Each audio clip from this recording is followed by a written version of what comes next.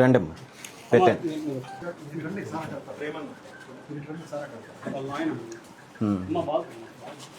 ఆవిడికి ఆవిడికి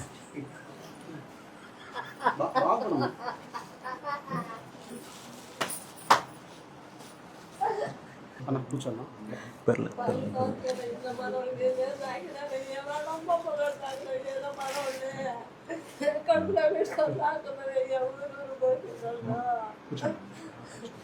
కదా. ఏం పేరమ్మా? ఇంకొక అమ్మాయి పేరు తన్విశ్రీ.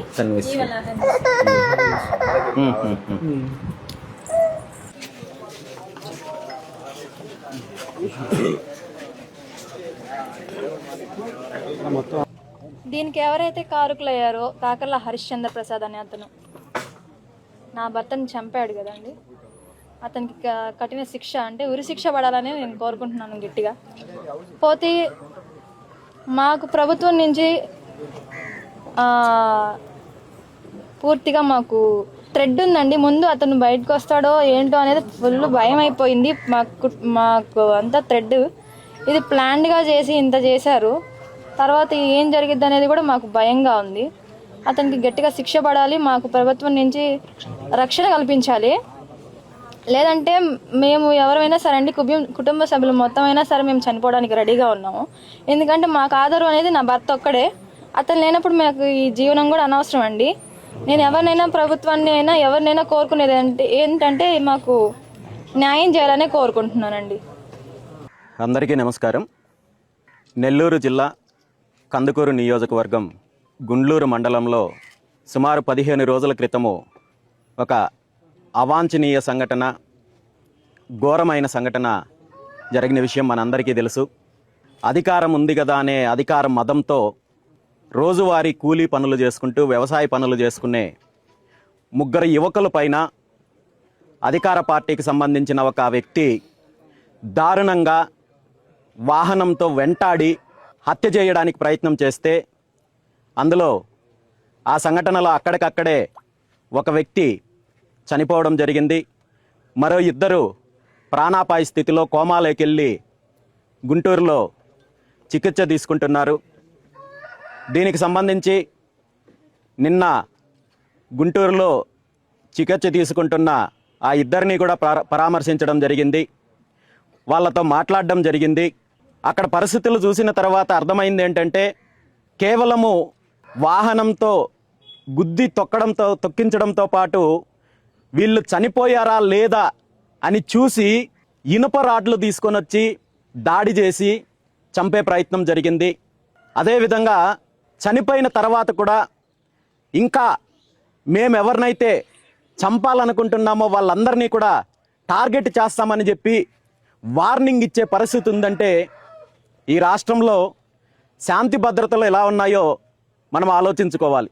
ముఖ్యంగా ఈ రాష్ట్రంలో అధికార పార్టీకి సంబంధించిన వ్యక్తులు యథేచ్ఛగా ఇప్పటి వరకు మనము అవినీతో లేదా దోపిడీ గురించి మాత్రమే విన్నాము, ఇప్పుడు దాడులు చేస్తున్నారు. ఈ సంఘటనకు ప్రధాన కారణమైతే దీనికి బాధ్యత తీసుకోవాల్సింది ప్రభుత్వం బాధ్యత తీసుకోవాలి. ముఖ్యమంత్రి చంద్రబాబు నాయుడు గారు బాధ్యత తీసుకోవాలి. ఎందుకంటే అధికార పార్టీకి సంబంధించిన వ్యక్తి పైన ఈ కుటుంబానికి సుమారు గత 3 నెలల కాలం నుండి వేధింపులు ఉన్నప్పటికీ కూడా గుండ్లూరు పోలీస్ స్టేషన్లో అనేక రకాలుగా వీళ్ళు వినతలు ఇచ్చినప్పటికీ కూడా పలానా నాయకుడు మమ్మల్ని ఇబ్బంది పెడుతున్నాడు, మమ్మల్ని వేధిస్తున్నాడని చెప్పి కంప్లైంట్ ఇస్తే కూడా పోలీసులు పట్టించుకోలేని పరిస్థితి ఉంది. ఎందుకంటే ఈ రాష్ట్రంలో మొత్తం పోలీస్ వ్యవస్థకు ముఖ్యమంత్రి చంద్రబాబు నాయుడు గారు ఒక స్పష్టమైన ఆదేశాలు ఇచ్చారు. అదేమంటే అధికార పార్టీకి సంబంధించిన ఏ వ్యక్తి పైన ఎలాంటి నేరం చేసినా, హత్యలు చేసినా, దోపిడీ చేసినా చర్యలు తీసుకోకూడదు అనే ఒక స్పష్టమైన ఆదేశాలు ప్రభుత్వం నుండి పోలీస్ వ్యవస్థకు ఉంది. కాబట్టే ఈరోజు ఈ రాష్ట్రంలో అధికార పార్టీ నాయకులు ఏం చేసినా చెల్లుతోంది, ఎలాంటి దోపిడీ చేసినా చెల్లుతోంది, హత్యలు చేసినా చెల్లుతోంది. పోలీసులు ఏమీ చెయ్యలేని నిస్సహాయ స్థితికి వచ్చారంటే దానికి కారణము చంద్రబాబు నాయుడు గారు ఇచ్చిన అలుసు అనేది, చంద్రబాబు నాయుడు యొక్క పరిపాలనా విధానం అనేది ఈరోజు మనం చూస్తున్నాం. సంఘటనకు ముందు నిజంగా పోలీసులు చర్యలు తీసుకొని ఎవరైతే ఈ సంఘటనకు కారణమైన నిందితుడున్నాడో అతని పైన చర్యలు తీసుకొని ఉంటే ఈరోజు ఇంత దూరం వచ్చిండేది కాదు. ఈరోజు ఆ కుటుంబము రోడ్డు మీదకి వచ్చే పరిస్థితి ఉండిండేది కాదు. అదేవిధంగా సంఘటన జరిగిన తర్వాత పోలీసులు అధికార పార్టీ యొక్క నాయకుల యొక్క ఒత్తిడికి లొంగి దీనిపైన ఎఫ్ఐఆర్ ఫైల్ చేయడం దగ్గర నుండి ఈ రోజు వరకు పూర్తి స్థాయిలో నిర్లక్ష్యం వహించారనేది స్పష్టంగా కనబడుతోంది. సంఘటన జరిగిన వెంటనే ఆ సంఘటన స్థలంలో ఉన్న వాహనాన్ని స్వాధీనం చేసుకున్నారు తప్ప అక్కడున్న మిగిలిన వస్తువులు కానీ, అదేవిధంగా ఎవరైతే హతుడున్నారో, హత్యకు గురైన వ్యక్తి ఉన్నాడో అతనికి సంబంధించిన చెప్పులు కానీ మిగిలిన వస్తువులు ఏ ఒక్కటి పంచనామా సరైన పద్ధతిలో నిర్వహించకుండా నిర్లక్ష్యం వహించారు. ఇది కూడా అధికార పార్టీ నాయకుల యొక్క ఒత్తిడితోనే జరిగింది. అదేవిధంగా పోలీసులు రిజిస్టర్ చేసిన ఎఫ్ఐఆర్లో ఇది హత్య లేదంటే ప్రమాదవశాత్తు జరిగిందా అని ఒక రకంగా ఈ కేసుని నీరుగార్చే ప్రయత్నం కూడా చేస్తున్నారు. స్పష్టంగా కనబడుతోంది గతంలో బాధితులు నేరుగా పోలీస్ స్టేషన్కి వెళ్ళి ఎవరైతే హత్య గావించబడ్డాడో అతనే పోలీస్ స్టేషన్కి వెళ్ళి అనేక సార్లు కంప్లైంట్ ఇచ్చారు. ఇవన్నీ కూడా పోలీస్ స్టేషన్ యొక్క సీసీటీవీ గమనించినట్టయితే మీకు అర్థమవుతుంది. అయినప్పటికీ పోలీసులు చర్యలు తీసుకోలేదు. ఆ తర్వాత సంఘటన జరిగిన 15 రోజులైనా కానీ ఇప్పటి వరకు కనీసము బాధిత కుటుంబానికి ఎఫ్ఐఆర్ కాపీ ఇప్పటి వరకు ఇవ్వలేదు. కేవలం ఒక అర్ధగంట ముందు వాట్సాప్ ద్వారా వాళ్ళ కుటుంబ సభ్యులకు పంపే కార్యక్రమం చేశారు.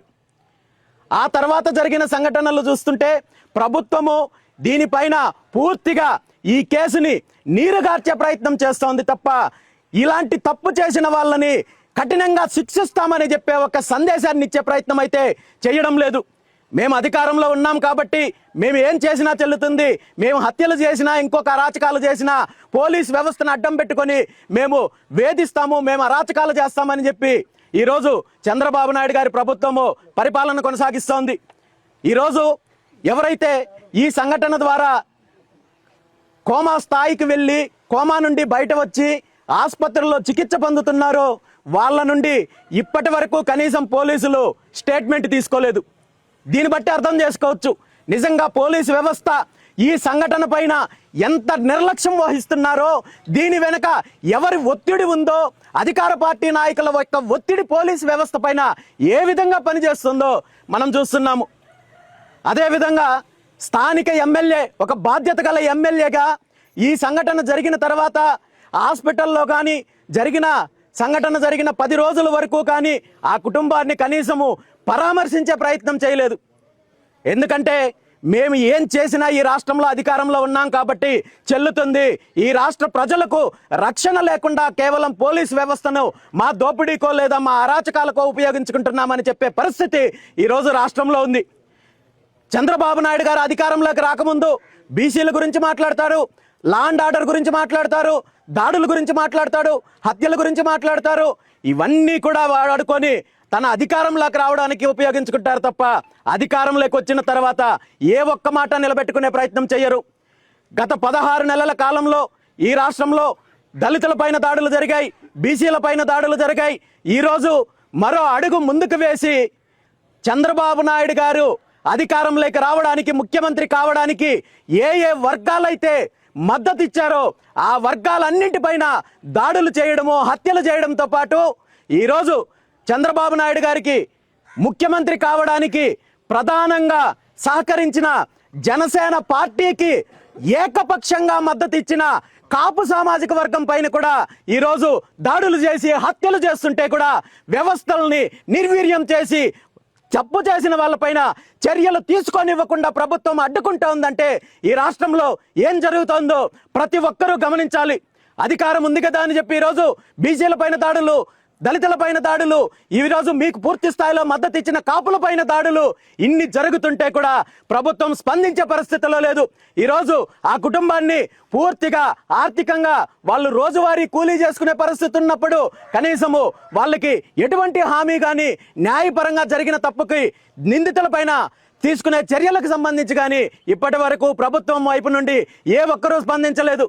అదేవిధంగా ఆసుపత్రిలో చికిత్స తీసుకుంటున్న వాళ్ళకి ఇప్పటి వరకు సుమారు 11 లక్షలకు పైగా ఖర్చు అయితే ఏ ఒక్క వ్యవస్థ ఈరోజు ప్రభుత్వం నుండి ఏమాత్రం హామీ ఇవ్వలేని పరిస్థితి ఉంది. చిన్న పిల్లలు, 2 ఆడపిల్లలు ఉన్న వ్యక్తి ఈరోజు నిర్దాక్షిణ్యంగా హత్యకు గురైతే తీవ్రంగా స్పందించాల్సిన ప్రభుత్వము ఇంత దారుణంగా, ఇంత నిర్లక్ష్యంగా వ్యవహరిస్తోందంటే ఈ రాష్ట్రంలో ఏం జరుగుతోందో రాష్ట్ర ప్రజలు గమనించాల్సిన అవసరం ఉంది. ఈ సందర్భంగా ముఖ్యమంత్రి చంద్రబాబు నాయుడు గారిని నేను ఒక్కటే డిమాండ్ చేస్తున్నాను. ఇక్కడ జరిగిన సంఘటనకు సంబంధించి కేవలము ఒక తప్పుడు ఎఫ్ఐఆర్ ఫైల్ చేసి దాని ద్వారా కేసును నీరుగార్చే ప్రయత్నం చేసి నిందితులను కాపాడాలని ప్రయత్నం చేస్తే మాత్రము పరిస్థితులు తీవ్రంగా ఉంటాయని చెప్పి ఈ సందర్భంగా తెలియజేస్తున్నాను. అదేవిధంగా బాధిత కుటుంబం ఏదైతే ఉందో ఆ కుటుంబాన్ని పూర్తిగా ఆదుకోవాల్సిన బాధ్యత మీ పైన ఉంది అని చెప్పి ఈ సందర్భంగా తెలియజేస్తూ ఆ కుటుంబానికి శాశ్వత ఉపాధి దిశగా, అదేవిధంగా కనీసము ₹1 కోటి ఎక్స్గ్రేసియా ప్రకటించి వారికి, వాళ్ళ కుటుంబ సభ్యులకు ఉద్యోగం కల్పించడంతో పాటు వారి పిల్లల యొక్క చదువు, భవిష్యత్తు బాధ్యత పూర్తిగా ప్రభుత్వం తీసుకోవాలని చెప్పి ఈ సందర్భంగా ప్రభుత్వాన్ని, ముఖ్యమంత్రి చంద్రబాబు నాయుడు గారిని డిమాండ్ చేస్తూ రాష్ట్రంలో ఇలాంటి సంఘటనలు రాబోయే రోజుల్లో మళ్ళీ పునరావృతమైతే మాత్రము ఖచ్చితంగా ప్రభుత్వానికి తీవ్రమైన దీనికి ఫలితం ఉంటుందని చెప్పి ఈ సందర్భంగా తెలియజేస్తూ ఆ కుటుంబానికి న్యాయం చెయ్యాలని మరొకసారి డిమాండ్ చేస్తూ ఎవరైతే నిందితులు ఉన్నారో వారికి ఉరిశిక్ష పడితే తప్ప రాబోయే రోజుల్లో మళ్ళీ ఇలాంటి సంఘటనలు పునరావృతం కాకుండా ఉంటాయని చెప్పి ఈ సందర్భంగా తెలియజేస్తున్నాను. ఈ సంఘటనలో ఎవరైతే హత్యకు గురయ్యాడో అతను ఈ సంఘటన జరగక ముందు సుమారు వారం రోజుల పాటు పోలీస్ స్టేషన్కి వెళ్ళి నాకు ఈ విధంగా ప్రాణహాని ఉంది, నన్ను ఈ విధంగా పలానా నాయకుడు ఇబ్బంది పెడతాడని చెప్పి కంప్లైంట్ చేయడానికి ప్రయత్నం చేస్తే కూడా దీని మీద పూర్తిగా అధికార పార్టీ యొక్క ఒత్తిళ్లకు లొంగి ఎవరైతే నిర్లక్ష్యం చేశారో ఆ పోలీస్ అధికారులపైన వెంటనే చర్యలు తీసుకోవాలి, వాళ్ళని సస్పెండ్ చేయాలని చెప్పి కూడా ఈ సందర్భంగా బీసీవై పార్టీ తరఫున డిమాండ్ చేస్తున్నాను.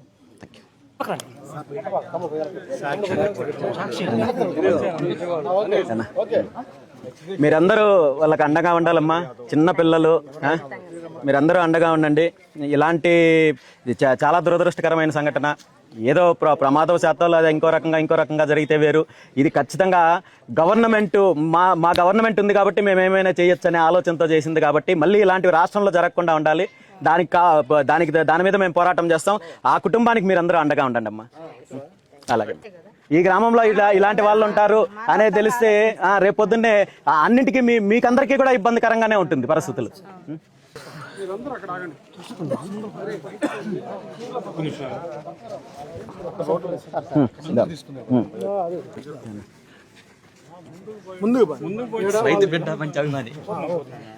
నేను చెప్తాను, అందరినీ కలదు నేనే వస్తాను అన్నా. అందరూ ఈ గ్రామస్తులేనన్నా, మీరందరూ ఆ కుటుంబానికి అండగా ఉండాలన్నా. మళ్ళీ అంటే ఇలాంటి సంఘటనలు జరగకుండా చూడాల్సిన బాధ్యత అయితే అందరిపైన ఉంది. కేవలం నా ఒక్కడో మీరు ఒక్కరో అని కాదు, ఎవరైతే తప్పు చేశారో వాళ్ళకి శిక్ష పడాలి, బాధితులకు అండగా ఉండాలి. అలాగే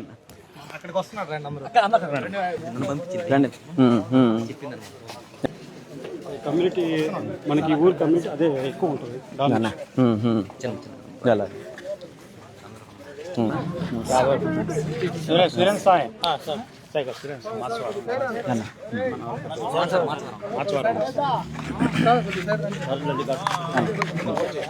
నెల్లూరు జిల్లా కందుకూరు నియోజకవర్గం గుండ్లూరు మండలంలో జరిగిన అరాచకమైన సంఘటన గురించి 2 తెలుగు రాష్ట్ర ప్రజలు చూశారు. ఈ రాష్ట్రంలో చంద్రబాబు నాయుడు గారి పరిపాలన ఎలా ఉందో చెప్పడానికి ఇది ప్రత్యక్ష నిదర్శనము. అధికారం ఉంది కదా అనే మదముతో వారి పార్టీకి సంబంధించిన నాయకులు, కార్యకర్తలు ఈ రాష్ట్రంలో యథేచ్ఛగా ప్రజల యొక్క మానాన్ని, ప్రాణాలని హరించి మేము ఏం చేసినా చెల్లుతుంది అనే ఒక ఆలోచనతో ఇలాంటి సంఘటనలకు పాల్పడుతున్నారు. ఈ సంఘటన పాల్పడిన ఎవరైతే నిందితులు ఉన్నారో వాళ్ళను రక్షించే ప్రయత్నం కూడా ఈరోజు అధికార పార్టీకి సంబంధించిన నాయకులు చేస్తున్నారు. నేను ఒక్కటే చెప్తున్నాను, చంద్రబాబు నాయుడు గారిని ఒక్కటే డిమాండ్ చేస్తున్నాను. ఈ సంఘటనకు కారణమైన వాళ్ళు ఎవరైతే ఉన్నారో ఆ నిందితులను కఠినంగా శిక్షించాలి. ఉరిశిక్ష వేసేంత వరకు మీరు దానికి సంబంధించిన బాధ్యత తీసుకోవాలి. అదేవిధంగా బాధిత కుటుంబాన్ని పూర్తిగా ఆదుకోవాల్సిన బాధ్యత మీ పైన ఉంది. మీరు అధికారంలోకి వచ్చిన ఈ 16 నెలల కాలంలో లా అండ్ ఆర్డర్ ప్రాబ్లం సంబంధించి, దాడుల గురించి, హత్యల గురించి ఈ రాష్ట్ర ప్రజలకు పూర్తి స్థాయి అవగాహన ఉంది. మీరు ప్రతిపక్షంలో ఉన్నప్పుడు ఏం మాట్లాడతారో, అధికారంలోకి వచ్చిన తర్వాత ఏం మాట్లాడతారో చెప్పడానికి, దానికి ఉన్న తేడా చెప్పడానికి ఈరోజు ఇలాంటి సంఘటనలు అనేక రకాలుగా రాష్ట్రంలో జరుగుతున్నాయి. ప్రతిరోజు ఏదో ఒక సంఘటన జరుగుతోంది. ఈరోజు దళితుల పైన దాడులు జరుగుతోంది, మహిళల పైన దాడులు జరుగుతున్నాయి, బీసీల పైన దాడులు జరుగుతున్నాయి, హత్యలు జావించబడుతున్నారు. తెలుగుదేశం పార్టీకి సంబంధించిన బీసీ నాయకుల పైన, బీసీ నాయకులను హత్య చేస్తే కూడా పట్టించుకునే నాదుడు లేడు ఈ రాష్ట్రంలో. ఈరోజు మరో అడుగు ముందుకేసి ముఖ్యమంత్రి చంద్రబాబు నాయుడు గారి అధికారంలోకి రావడానికి ప్రధాన కారణమైన ఆ పార్టీ యొక్క మిత్రపక్షము జనసేన పార్టీకి ఏకపక్షంగా మద్దతు ఇచ్చిన కాపు సామాజిక వర్గం పైన దాడులు, హత్యలు జరుగుతుంటే ప్రభుత్వం కనీసము నిమ్మక నీరెత్తినట్టు ప్రవర్తిస్తోంది. తప్పు జరిగిన దానిపైన, నిందితులపైన ఎటువంటి చర్యలు తీసుకునే ప్రయత్నం చేయడం లేదంటే ఈ రాష్ట్రంలో ఎలాంటి పరిణామాలు ఉన్నాయో ప్రతి ఒక్కరూ కూడా గమనించాల్సిన అవసరం ఉంది. ఖచ్చితంగా బాధిత కుటుంబానికి న్యాయం చేయాలి, తప్పు చేసిన వాళ్ళని శిక్షించాలి. రాబోయే రోజుల్లో ఇలాంటి సంఘటనలు మళ్ళీ పునరావృతమైతే మీరు చర్యలు తీసుకోకుండా ఇలాంటి వేషాలు వేస్తే మాత్రము ఖచ్చితంగా ప్రజలు బుద్ధి చెప్పే రోజు వస్తుందని చెప్పి ఈ సందర్భంగా తెలియజేస్తున్నాను. అధికారం రాకముందే పవన్ కళ్యాణ్ స్పందిస్తాను. అధికారం వచ్చింది, డిప్యూటీ సీఎం, కానీ ఇలాంటి దాడులు జరుగుతున్నాయి. ఏ విధంగా ఈరోజు చాలా దురదృష్టకరమైన సంఘటన. నేను నిన్న కూడా చెప్పడం జరిగింది, సామాన్యుడికి రాజకీయం కోసమో, ప్రజా రాజకీయం కోసమో, లేదా మార్పు కోసం నేను రాజకీయాల్లోకి వచ్చానని చెప్పి ఈ రాష్ట్ర ప్రజలను నమ్మించి చంద్రబాబు నాయుడు గారి పంచెను చేరి చంద్రబాబు నాయుడు గారితో అధికారం పంచుకుని డిప్యూటీ సీఎం అయిన తర్వాత మరి పవన్ కళ్యాణ్ గారు ఈ రాష్ట్రంలో ఏ సంఘటన జరిగినా, ఎలాంటి దారుణం జరిగినా, ఏ నేరాలు జరిగినా, ఏ అవినీతి జరిగినా ఏమాత్రము స్పందించలేని పరిస్థితుల్లో కుంభకర్ణుడు నిద్రపోయినట్టు నిద్రపోయే పరిస్థితుల్లో ఉన్నారు. నేను ఒక్కటే పవన్ కళ్యాణ్ గారిని ప్రశ్నిస్తున్నాను, మీరు ఈరోజు ఈ రాష్ట్రంలో జరుగుతున్న సంఘటనలపైన స్పందించే ఉద్దేశం మీకు లేదా? లేదంటే నాకు అధికారం వచ్చింది, నాకు పదవి వచ్చింది కాబట్టి ఈ రాష్ట్రంలో ఎవరికి ఏమి అన్యాయం జరిగినా నాకు సంబంధం లేదనే ఆలోచనలో ఉన్నారా? లేదంటే ఆ స్పందించే కానీ, లేదంటే దీనిపైన చర్యలు తీసుకునే అధికారం కానీ మీరు లేకుండా ఏమైనా బానిసత్వంలో ఉన్నారా? చంద్రబాబు నాయుడు గారికి మీరు తెలియజేయాల్సిన అవసరం అయితే ఉంది. ఎందుకంటే ఒక బాధ్యత గల పదవిలో ఉన్న మీరు ఈరోజు మీ పార్టీకి ఏకపక్షంగా మద్దతు ఇచ్చిన కాపు సామాజిక వర్గం పైన దాడులు, హత్యలు జరుగుతుంటే కూడా మీరు స్పందించడం లేదంటే ఈ రాష్ట్ర ప్రజలు మిమ్మల్ని చూసి నవ్వుకుంటున్నారు. మీరు ఏ ఒక్క వర్గానికి న్యాయం చేసే పరిస్థితులు లేనప్పుడు, లేదంటే మీకు ఆ అధికారం లేనప్పుడు మీరు ప్రభుత్వం నుండి బయటకు వచ్చి ప్రజలతో పక్షాన్ని నిలబడండి. లేదంటే కేవలము మీరు అధికారం కోసము ప్రజలను మభ్యపెట్టి తప్పుడు హామీలు ఇచ్చి పదవులు పొంది పబ్బం గడుపుకుంటున్నారనే మెసేజ్ ఈరోజు ప్రజలకు స్పష్టం చేయాల్సిన అవసరం కూడా పవన్ కళ్యాణ్ గారి పైన ఉంది. ఈరోజు ఖచ్చితంగా ఇలాంటి సంఘటనలు ఎక్కడ జరిగినా ఈ రాష్ట్రంలో బీసీవై పార్టీ పోరాటం చేస్తుంది. ఈ రాష్ట్రంలో ప్రత్యామ్నాయ రాజకీయం కోసము ఖచ్చితంగా బీసీవై పార్టీ ముందుకెళ్తుందని చెప్పి ఈ సందర్భంగా తెలియజేస్తున్నాను.